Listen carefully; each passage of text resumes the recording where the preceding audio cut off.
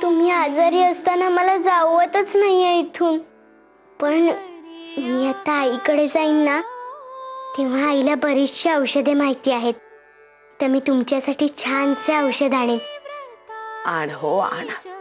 खूप ऐकले आहे हो तुझ्या आईच्या वैद्यकी बाबत.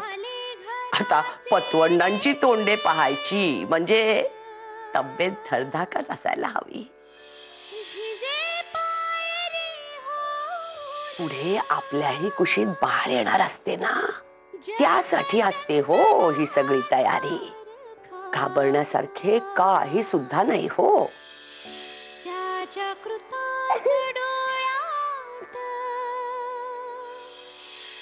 पण बाळा, तो तुझ्याकडून जो अभ्यास करून घेतो ना, तो तुझ्या भल्यासाठीच हो.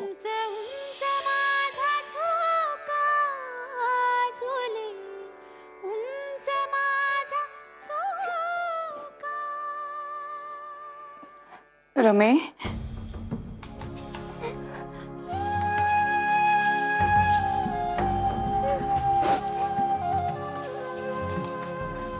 हे घे. हे काय? हे आजींनी तुला दिले आहे. यात काय आहे ते आम्हासही ठाऊक नाही, पण जाताना तुझ्यासाठी निरोप मात्र ठेवून गेली हो. नाही सासूबाई,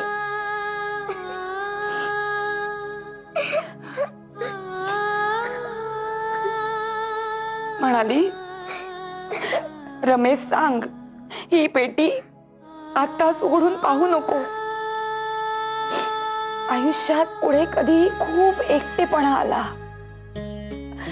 खूप निराधार असल्यासारखे वाटले, तरच ही पेटी उघड. खूप आधार वाटेल हो तूस. तेव्हा रमे, ही पेटी जपून ठेव. आजींचा भारी जीव होता ग तुझ्यावर रमे,